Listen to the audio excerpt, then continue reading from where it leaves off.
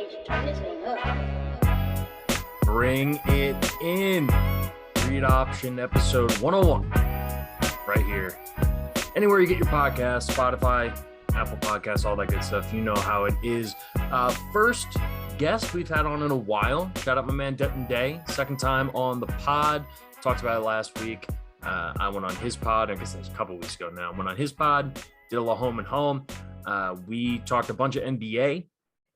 Got everyone kind of up to speed on the Eastern Conference, as well as some Western Conference talk, some MVP talk, where the Lakers stand now after missing the playoffs.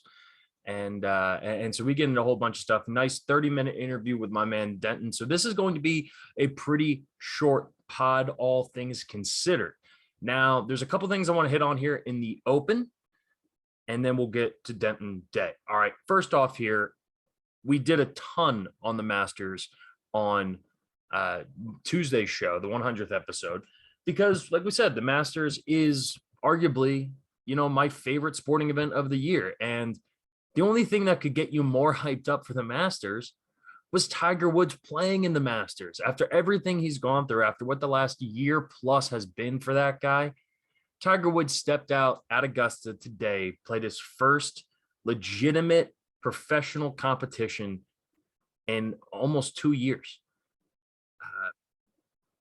I had no idea what to expect. I'll be honest. I don't think anybody did. And I think anybody who felt confident about it, saying, oh, there's no way he's physically ready for this, it's Tiger Woods. You're lying to yourself.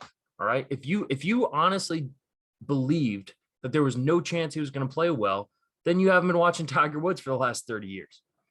But if you full-heartedly believe that Tiger Woods was going to come out and be the Tiger Woods we've come to know and love over the years, then I'd say you're probably lying to yourself too. This is Augusta.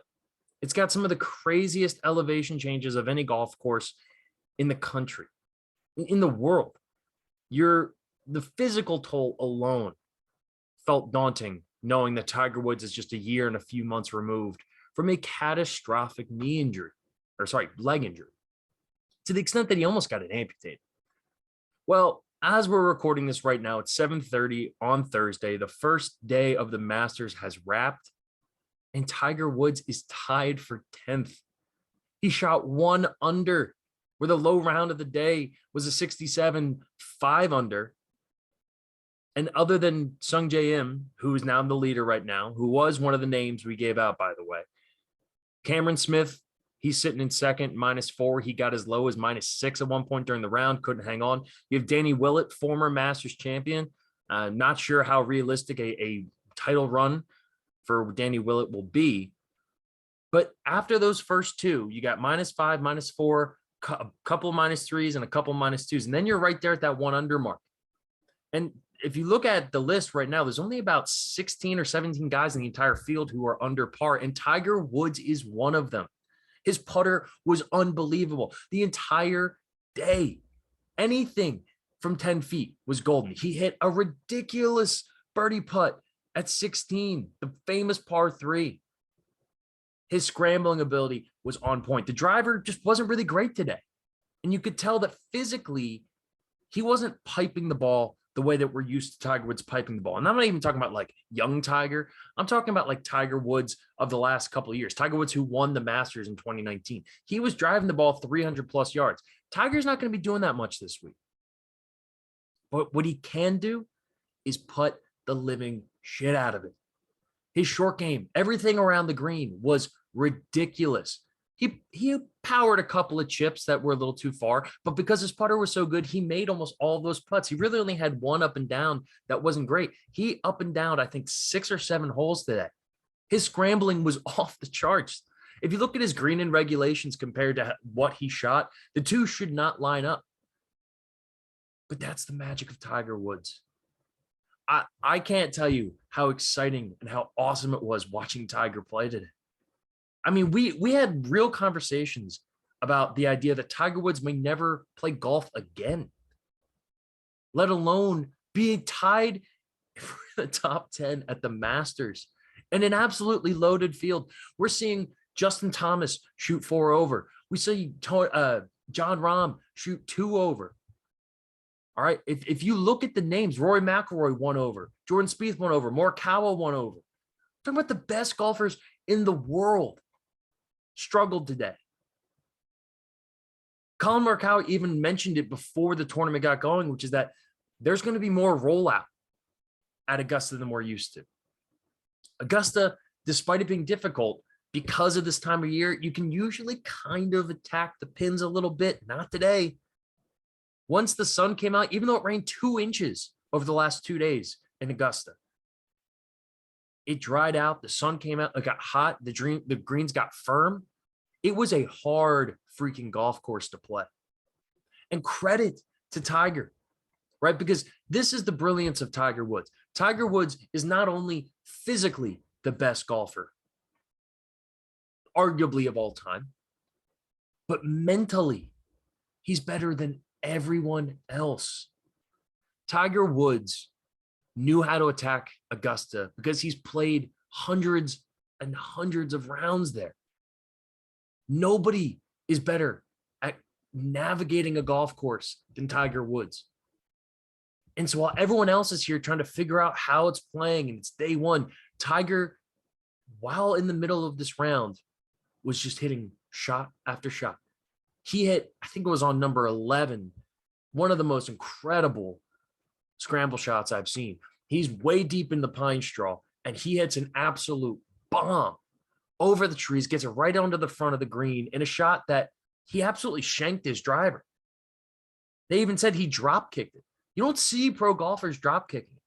So yeah, Tiger's driver's not there, but every other aspect of his game was. He was so good on the greens, and nobody knows those greens right now in this competition better than Tiger Woods. Now, I'm not going to sit here and say Tiger Woods is going to win the Masters. I don't know how his body's going to hold up. It was very clear he was slow. He was not 100% navigating physically around the golf course. But if no one's going to step up and play amazing golf, if he's 4 shots within the lead after the first day and he's under par, when the vast majority of the field was either even or over par, I'm not going to rule him out. He was one of the best 10 golfers on the course today. And that's after a year plus of not playing any professional golf, of half the time not even being able to walk. I know 2019 is probably his greatest accomplishment, winning the Masters.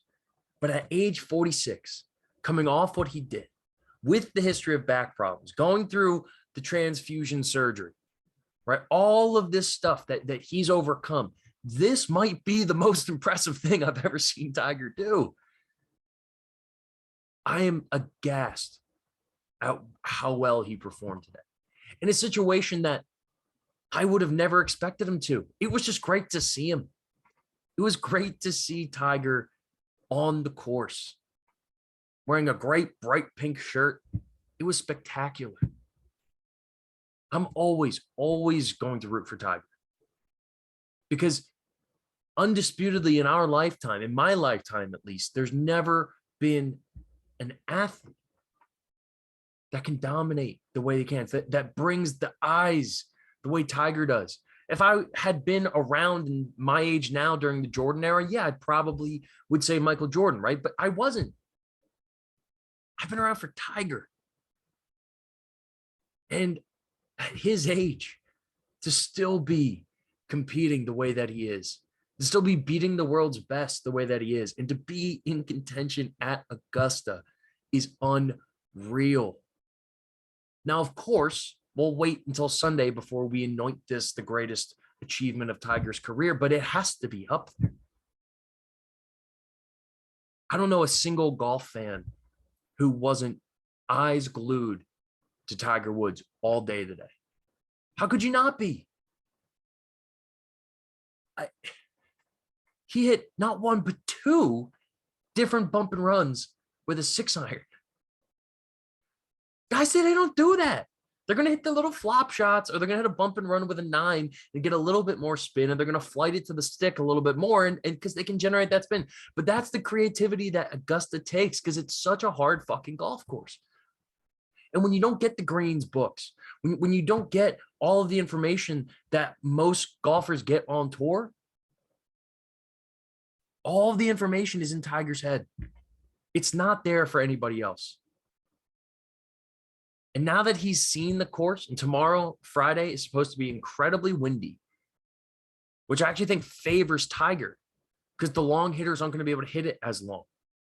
And Tiger can hit his stinger, the Tiger stinger, right? Whether it's with a 3-iron or 3-wood, he's going to be hit these little stingers, and he's going to know exactly the right shot to hit. I go back to 13, right? Amen corner, the par 3. It's the hole that, or maybe might be number 12.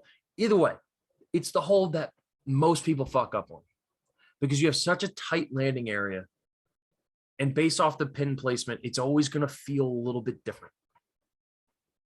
Tiger knows that hole. It's the hole that won him the tournament in 2019. And while guys were coming up short, Louis Oosthuizen came up short into the water, double bogeyed that hole. And Joaquin Niemann, who actually played better than Tiger today, shout out to Joaquin Niemann. He played phenomenally. Even he was in awe. Everybody was in awe. Tiger just gets Augusta. I don't know if this was at Torrey Pines or Pebble Beach. And I mean, he's won at both those places. Maybe that's a bad example. But if this was at Bethpage Black, right, for the U.S. Open, I don't know if Tiger looks as good today as he did. I think the fact that Augusta is a safe space, it's a home for him. He goes there. He knows what he's going to get. He knows exactly how to play it, no matter how they set that golf course up. And he's going to play well. Tiger Woods' top 10 feels very realistic. And I think after tomorrow's round, we'll see how his body's holding up. If he got through one round in pretty good shape, felt pretty good. If he can get through 2 rounds like that, the Tiger watch is on, man. I mean, it's on right now, but it's seriously on at that point. There is no circumstance in which I will doubt that guy. It was incredible. It was honestly one of my favorite things I've watched in sports in a long time. Seeing Tiger Woods, being Tiger Woods at 46 years old at Augusta, after genuinely thinking we may never see this guy play golf again. It's spectacular.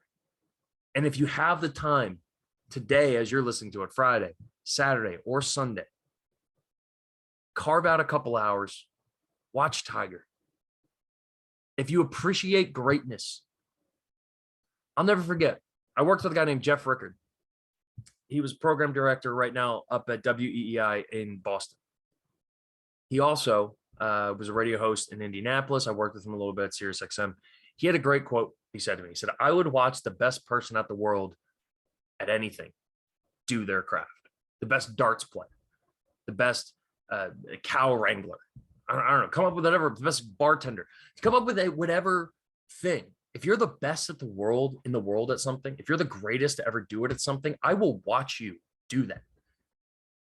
And we get to do it with one of the greatest athletes of all time in Tiger Woods. I cannot stress this enough. If you have the time, go watch Tiger Woods this weekend.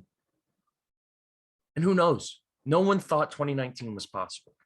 So I'm never going to write the dude off.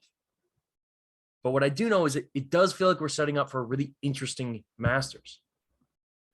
The way that Cameron Smith was playing today, the mullet, the Aussie, I'm so mad at myself for not throwing him out because I love Cameron Smith. And I was really close to going with him as one of my guys. And I didn't. And I should have known better. I would have Cameron Smith as my favorite. But Sung J M, I told you guys about Sung J M. Dude's a baller. And he's really good. I don't know if Danny Willett's going to be able to keep it up. Scotty Scheffler shot 3 under. Dustin Johnson shot 3 under. So you got some names up the top. Corey Connors, great player. Sprinkled a little bit on him to win. He's 2 under. Patrick Cantley.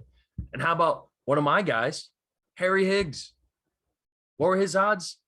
I think I could pull. I'll pull them up here. I have my little notepad up here from my picks. Harry Higgs was one of our bets to finish top 20, right? One of Vito's bets. Plus 850 to finish top 20. He's currently 1 under, tied for 10. Now, the one other caveat I'm going to throw out here, and keep this in mind as you watch the golf all weekend. Whoever the leader is on the first day, even a lot of guys at the top of the board the first day, rarely end up there. If the wind is as bad as they're projecting it to be on Friday, you're going to see a lot a lot of scores change. There's going to be some people who can play it low, who are going to have good putting days, and they're going to be able to shoot a relatively decent score, get themselves back in the mix.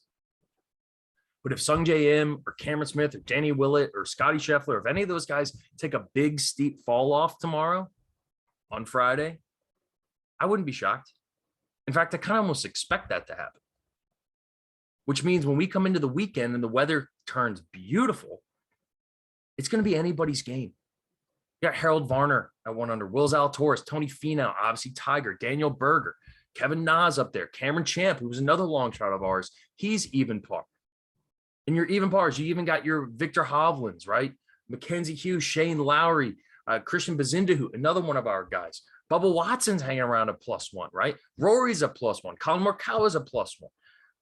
Our man Kisner didn't have a great day. He's 3 over, but he's absolutely still in it. The cut line probably going to end up at about 2 over. If it was right now, I think the cut would be 2 over. But I do think we're going to see some changes. You still got Brooks hanging around. You got Schauffele hanging around, John Rahm, all these guys. They're right in it. So the rest of this weekend should be spectacular. And I for one, cannot wait. All right. I'm going to take a quick break. And then on the other side, my man, Denton Day. Worked with him at SiriusXM for years. He has a podcast. He used to do a radio show as well for SportsMap. But he has a podcast, The Denton Day Show. You can follow him on Twitter at The Denton Day. If you're a big WWE fan, we actually opened the interview with a little bit of that, which he is a huge fan. So he kind of fills me in on a little bit of what WrestleMania was like this past weekend. And we throw in a little bit of NCAA tournament talk there to kick it off. But primarily, we're talking NBA playoffs, the East that's stacked, dark horses in the West, some MVP conversation. And again, what do the Lakers do now? I didn't really go in that much. We get into a little bit in the interview, but LeBron, a lot of this failure is on your shoulder, bro. A lot of this failure is on your shoulders. So we'll see how it all turns out. Quick break.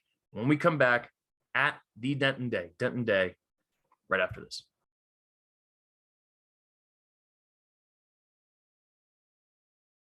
All right, we're now welcomed and joined by my good friend from SiriusXM producing fame, as well as the Denton Day Show, his new podcast out anywhere you get your podcast. It is the one and only Denton Day. My friend, how are you?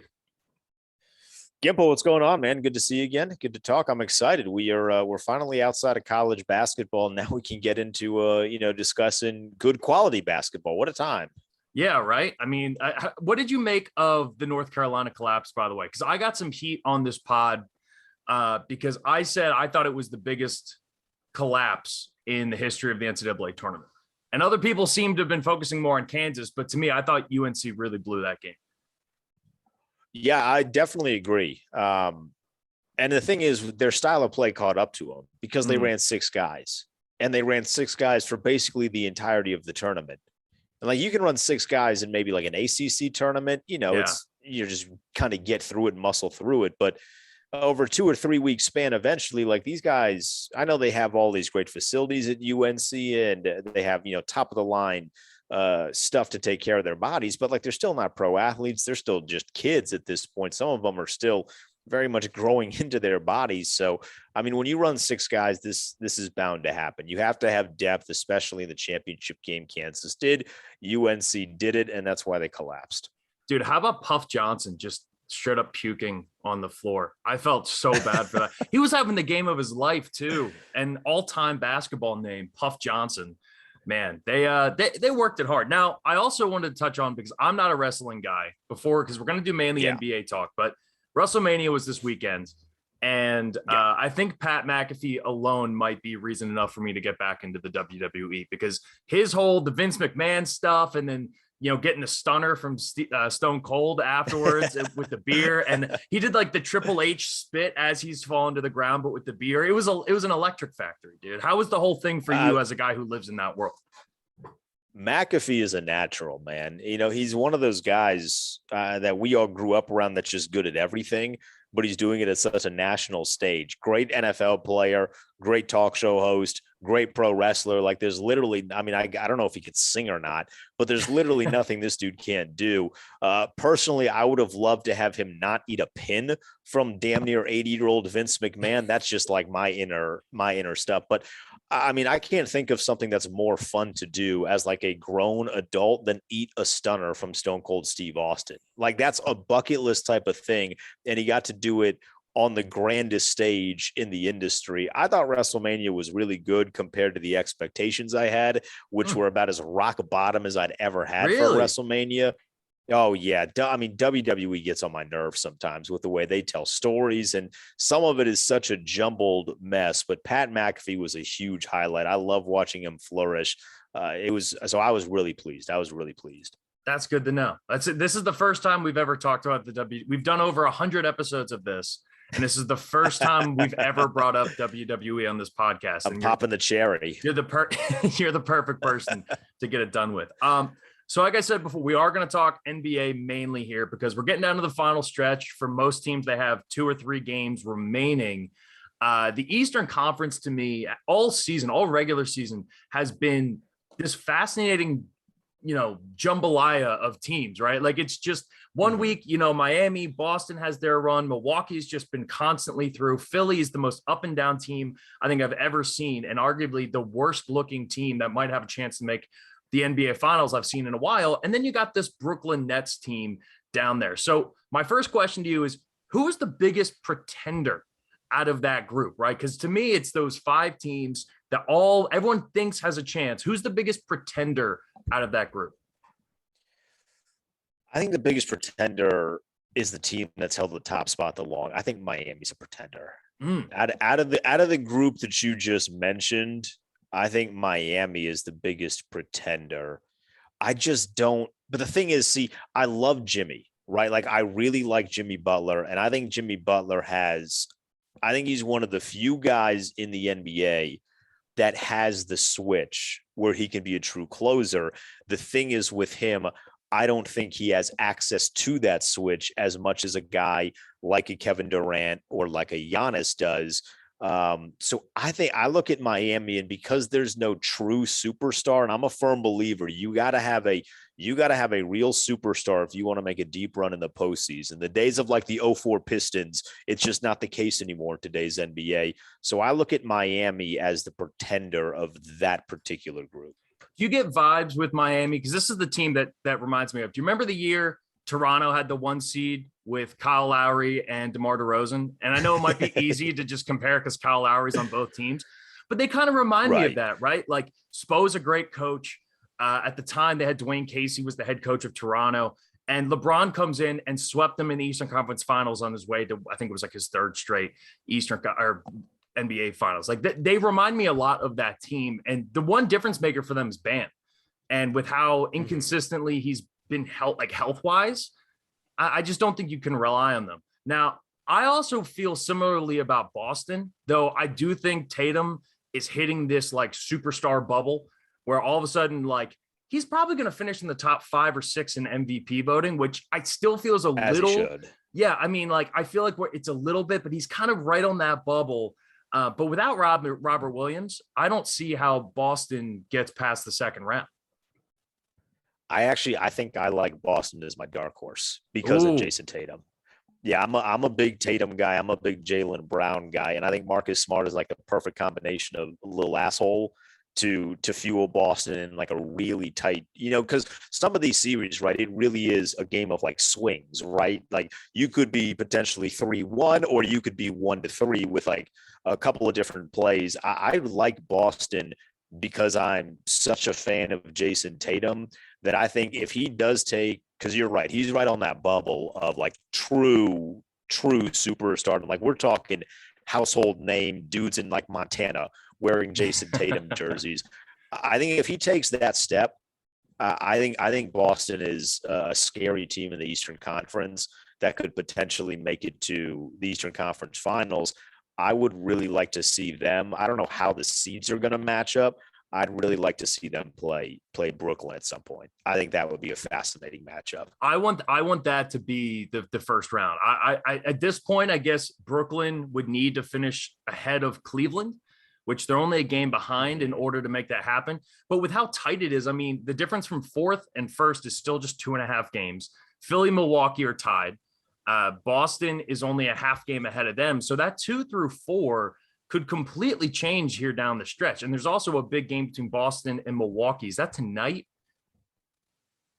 I think that game's tonight. I have the schedule pulled up. Yeah, it is tonight, 7th. So we're recording this on Thursday. So by the time people are listening, we'll know. But that game is a huge swing but for what, Milwaukee gets. Because I think Milwaukee and Brooklyn would be great. So, all right. So I think we're on the same page. Miami's probably the biggest pretender. Who's your pick? Who do you think is the best team in the Eastern Conference as we stand right now? I'm still leaning Milwaukee. I feel they've been weirdly flying under the radar for a team that has Giannis and that won the championship last year. Like, I feel like people were so eager to write them off, and they started kind of slow because Middleton started kind of slow.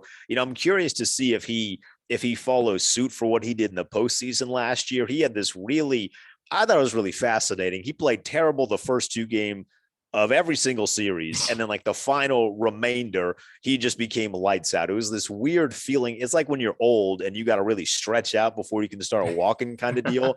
That's what Chris Middleton was in the postseason all last year. But I love Milwaukee because I trust Giannis. I saw him get to the top of the mountain, and now he's earned that trust. So they're still my pick in the Eastern Conference, but I don't know how anybody can't want a run it back series between Milwaukee and Brooklyn. I mean, I know television executives are dying for that, but as a fan of the game and seeing how great that was last year, I think everybody should want to see that again.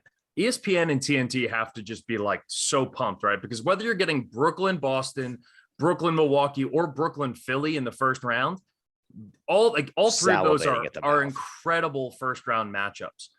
And honestly, I'm amazed that we're not seeing more of this jockeying for position stuff, right? The fact that Philly, Milwaukee, and Boston are all like, no, we're clearly trying to win out and win all of our games. Embiid is pushing for the MVP, and we're going to get to that in a second.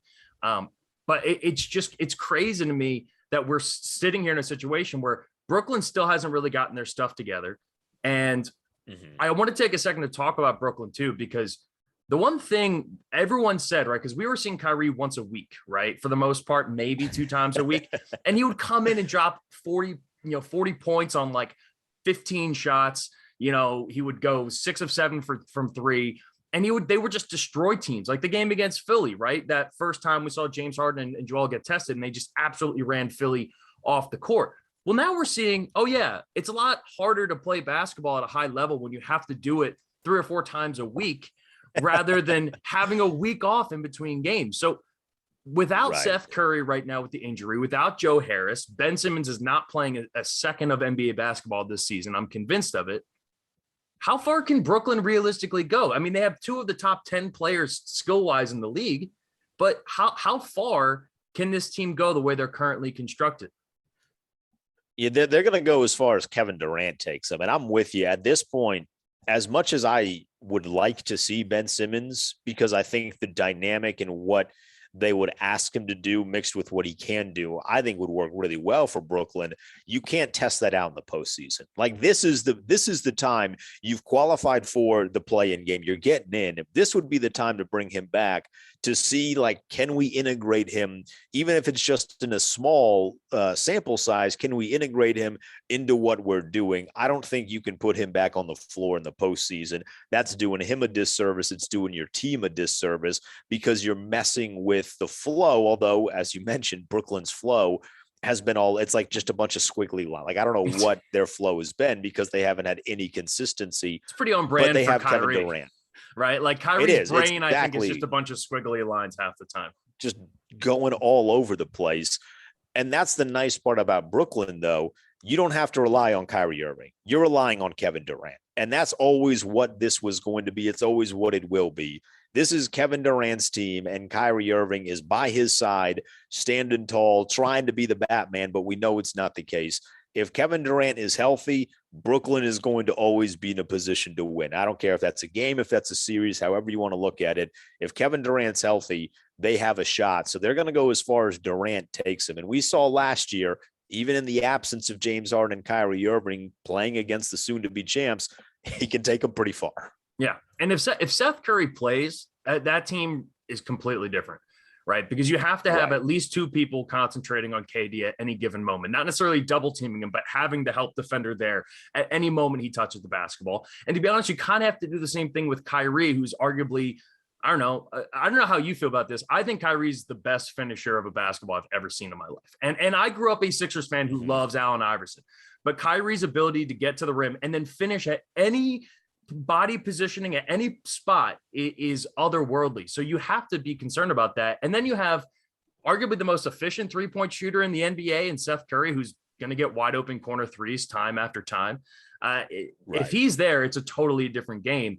But from what we see, it doesn't seem like we'll see Seth Curry unless they make it to the second round. And to do that, they're going to have to beat Boston, Milwaukee, or Philly to kind of get there. So the whole East is fascinating to me.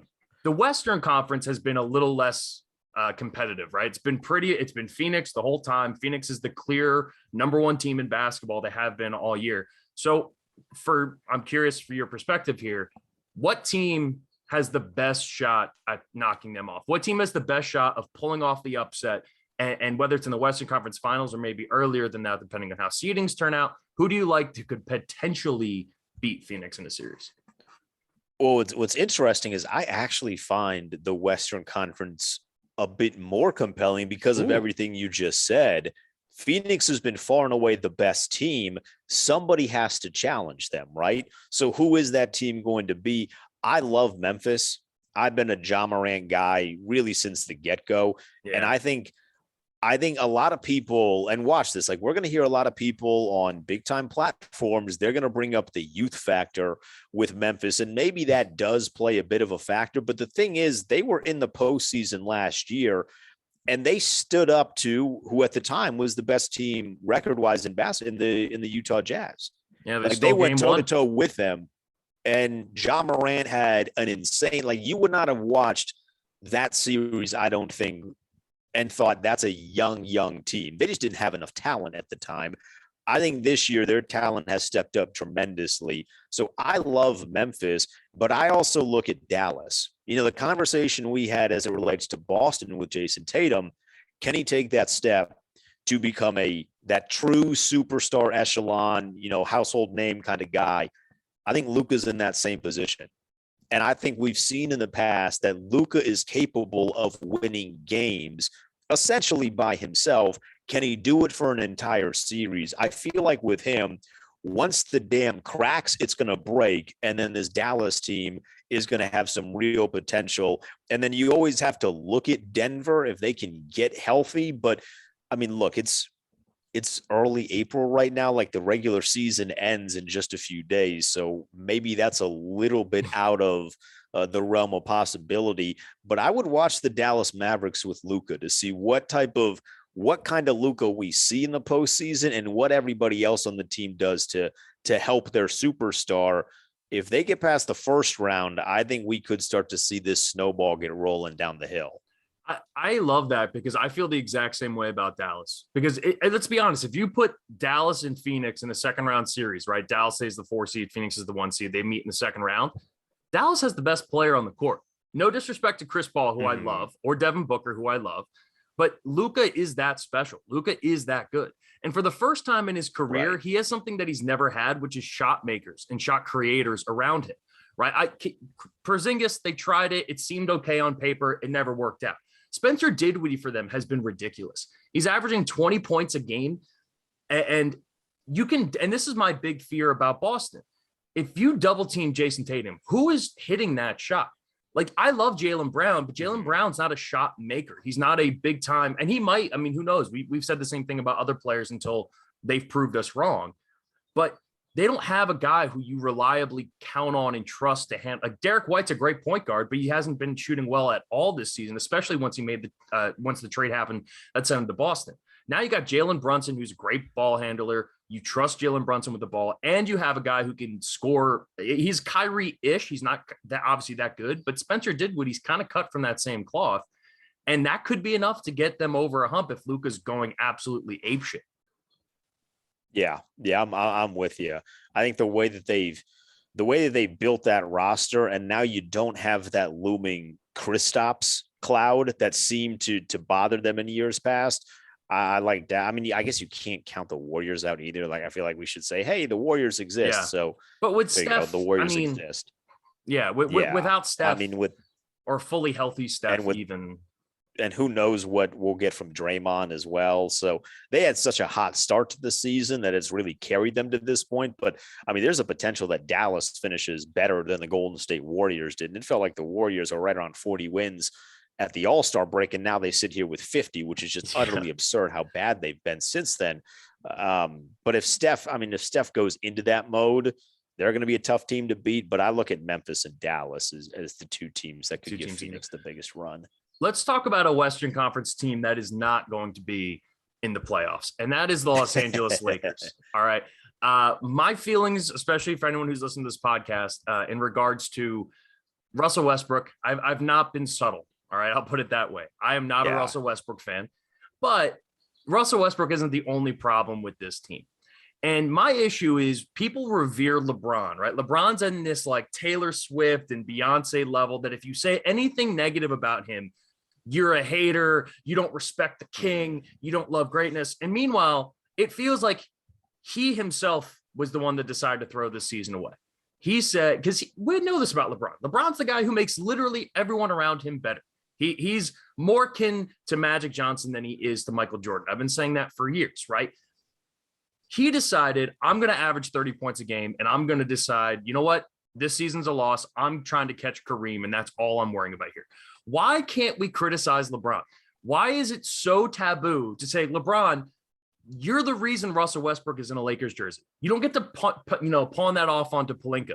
That was your decision. You approved that. You wanted Russ there. You're the one that tweeted out the famous tweet about keep that same energy, right? And I'm keeping the same energy, LeBron. I'm just like half of America is. And yet it still feels like he has this cult-like following that if you dump on him, you're not respecting greatness. And I can respect LeBron and also say, you know what, dude, you made a big mistake. And Anthony Davis came in way overweight, and like bulky weight, not like fat, but like he put on this weight. It completely torched his game and his jump shot. Right.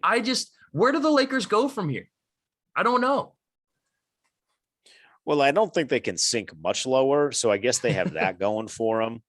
I criticize LeBron. I don't care what the little LeBron stands. And to be completely honest, I'm more afraid of the Russell Westbrook stands than I am the that's a good point. The LeBron James stands. But you mentioned the tweet that he sent. I think I like the April Fool's tweet because LeBron has played one game since that April Fool's tweet. So it essentially wasn't really that big of an April Fool's joke. Because now there's no reason to bring it back. Did he come out and say that was an April Fool's joke? Because I definitely fell for the clickbait, like when he sent it out. But then I was like, wait, I don't see him saying this is April Fool's joke or not. Well, he played that night. He put up 38, but they lost to the Pelicans by 3, which the irony that surrounds that is now the Pelicans are in the postseason, the Lakers are not, is beautiful, like chef's kiss. The thing with the Lakers, though, I mean, it's LeBron's fault partially because you're right. He is the one that not only approved the Russell Westbrook, him and Anthony Davis sought out Russell Westbrook, and they had that dinner in Los Angeles that somehow wasn't tampering, but what the Bulls did with Lonzo and what Miami did with Kyle Lowry was, but whatever. They had that dinner to bring Russell Westbrook in when you know that's not what the team needs. That's not going to take the team to the next level. It's this weird thing with NBA players where they really sell into names of other NBA players almost more than fans do, because the name Russell Westbrook carries this weight with it because he's a former MVP and guys in the NBA know that Russ is a dog, and he was, and I think he still is a dog, but he's not a top tier superstar anymore. But they don't view him like that because it's like this weird fraternity. He's one of us, so we're not going to look down on him kind of deal.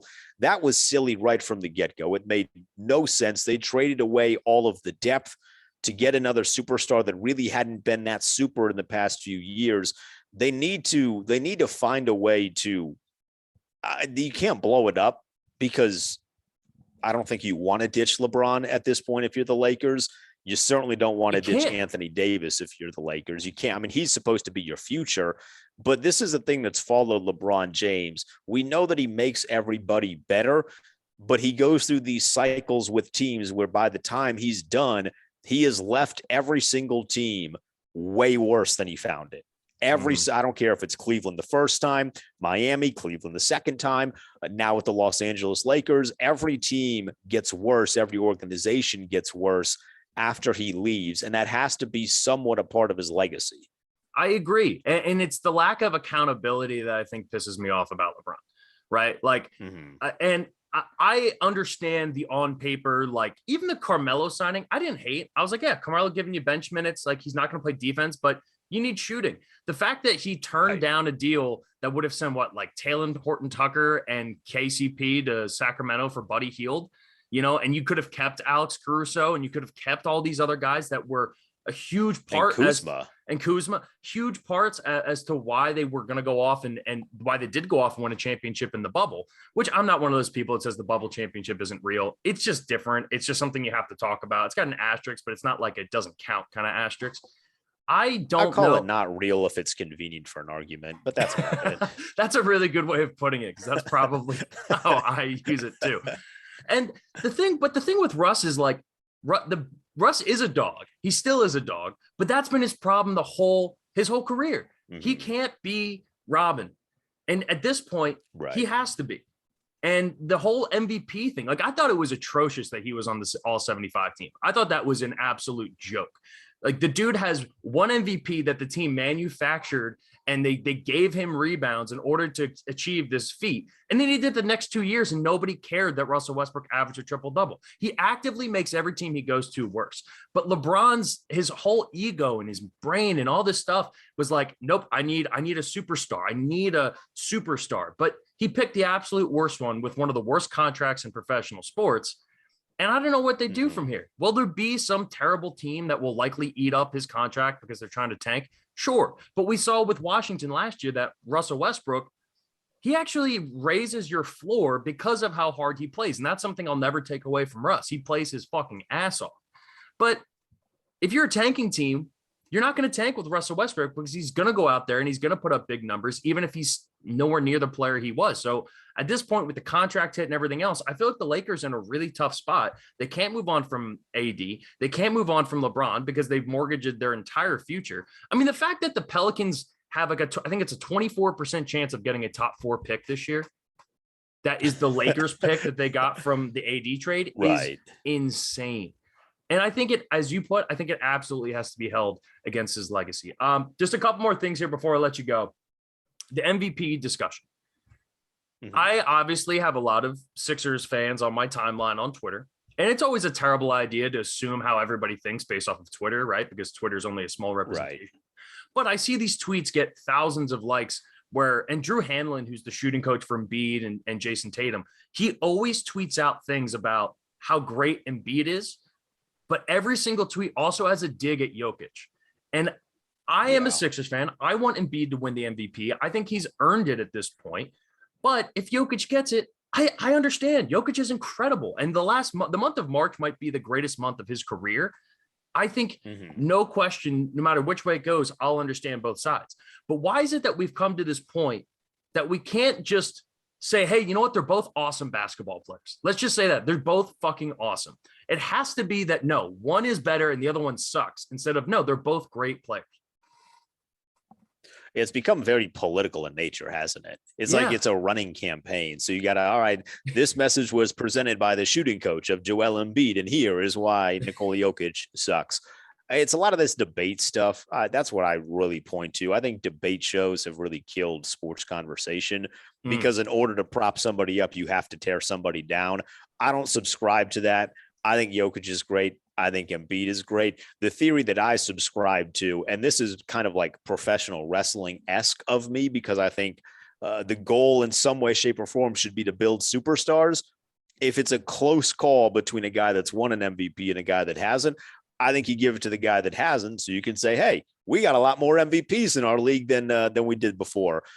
So I lean Embiid in that, but I agree with you. I don't think it's necessary to tear down another guy's performance in order to lift yours up. And I think I think it's more impressive, to be honest, when you can lift both guys up, but then say, this is why my guy is still better. I think that actually proves a point more than being like, yeah, so-and-so sucks, but my guy doesn't. I completely agree. And I think that's how we should have, like, you can't say you're a basketball fan and not be able to appreciate how incredible Jokic is and what he's done this year. Mhm. And same thing for Giannis. Like, before the last few weeks, I thought Giannis was probably actually the most deserving. He had his best statistical career that he's ever had. With that being said, who do you have as the MVP right now? I have Embiid. I've had Embiid for probably the past couple of months. I see the thing. I don't really dive like super crazy deep into like these advanced analytic things. I try to watch Denver as much as I can with League Pass, and I try and watch Philly as much as I can. But I've been leading Embiid for the past couple of weeks to a couple of months now, so I'm still rocking with him. Yeah, I think the fact that he kind of got out of that little slump that he had when Harden first got there, and then basically went right back to being just as dominant as he was before. And the fact that he's played pretty much the whole season, the only games he's really missed this year have been a couple for rest, and then he had COVID stuff at the very beginning of the year. I think Right. it should go to Embiid. And it's funny because a lot of people do and this is what the NBA starts. It's like, all right, your turn for the MVP. All right, your turn for the MVP. All right, your turn for the MVP. Right. But I also think there's validity to that. I also think it makes the league more interesting. Right. But if it went to Giannis, Jokic, or Embiid, I'd say, yeah, that makes sense. You know, just because Jokic has an insane VORP and half the basketball fans don't know what that means doesn't mean that it's not a viable statistic and good justification for why he should be there. Have you watched any of the Masters yet today? I've been paying attention to Tiger because I bet that Tiger was going to make the cut. I don't bet against Tiger Woods. And I threw $1 on him winning the whole thing. I did too. Because YOLO. I mean, like, I did a $1 bet right? on Tiger. Yeah. I saved so up if it cashes out, I'm good. I saved up all of my football winnings and just spent them all on the Masters, because betting the Masters is my favorite thing. Who do you have winning? Who do you think is going to win the Masters? Oh, I don't know. I mean, who are the favorites? I'm not a big enough golf guy to give like a real educated answer. That's why I bet Tiger. I think I did put another bet down on Cam Smith. Somebody. Was light. Cam Smith finished like 6 under today in his first round. He's playing incredible golf. And then you're going to look at, John Rahm, JT, Dustin Johnson has been lighting it up too, as we have the middle of the first round kind of going on in the background here. But Tiger's the story. It's been phenomenal. All right, my friend. Yeah, remember when people thought he would never play again? They jumped to those conclusions. Oh, he might die. Like, no, we know he's alive. He might never walk again. A year and 3 months removed from a horrific car crash, and the dude just went 1 under in the first round of the Masters and is currently in the top 10. That is, he's Tiger. It's Tiger fucking Woods, man. It's Tiger fucking Woods. What do you expect? Right. He's the best. He's the GOAT. Appreciate your time, man. I know you got to get rolling, and we got to get you on again around draft time, do a little more breakdown stuff, but I appreciate you coming on. The Denton Day Show. And what's your Twitter handle for us? Is just at Denton Day? There's a V there. I've been working hard to get at Denton, but at Denton is taken by somebody. I don't know who, but somebody has that. So I got to either Denton? put a hit out or like bribe them. Read option listeners, spam at Denton on Twitter. Just harass him and say, you're not the real Denton. We know who the real Denton is. He was on the podcast. And we completed the home and home. I was on your pod a couple weeks ago, had a great time. And now we got you back on the read option. So thank you, my friend. Appreciate your time as always. Absolutely. Always fun, my friend. Awesome. Huge shout out to my man Denton Day. Cannot thank him enough for his time hopping on for 30 minutes. He's just the first of many interviews coming your way. So we hope that you like that. We hope that you like more of that. Shout out to Scotty, who's heading up to New York this weekend. Safe travels to you. My man Vito having a little mental health day for himself. My man is burnt out and totally understandable. But all three of us will be back on Tuesday recapping the Masters. We will have a Masters champion. Will it be Tiger Woods?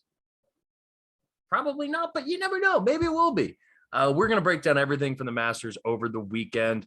And the last thing I'll leave you on here, 2 more coaches have thrown their name into the Brian Flores ring here in that lawsuit. And Mike Malarkey even came out with a statement, and at least he said something on a podcast that has kind of somewhat gone viral, talking about his role in getting that Tennessee Titans job back in 2016. And he knew the whole time that they were ignoring the Rooney Rule, that they told him he was going to be the head coach before they even interviewed anybody, and that he had stayed silent. He talked about how he regretted it. Needless to say, there is a lot more to come with that. And if you think that story's going away, it's not. And if you think it's gotten as big as it's going to get a lot bigger. It's a huge deal. It's a huge story, as it should. So that's all we got on the pod today. Nice, sweet, to the point. Thank you all for listening. Enjoy the Masters. Team Tiger Woods. Go Big Cat. And we'll get back to you on the next week. Episode number 2 on YouTube. Shouts to everyone who's downloaded and listened to us on the podcast, and shouts to everyone who celebrated and reached out for the 100th episode. That was wonderful. We thank you. We love you. We support you all because you guys support us. So have a wonderful weekend. We will talk to you guys next week. And as always, take it easy, everybody.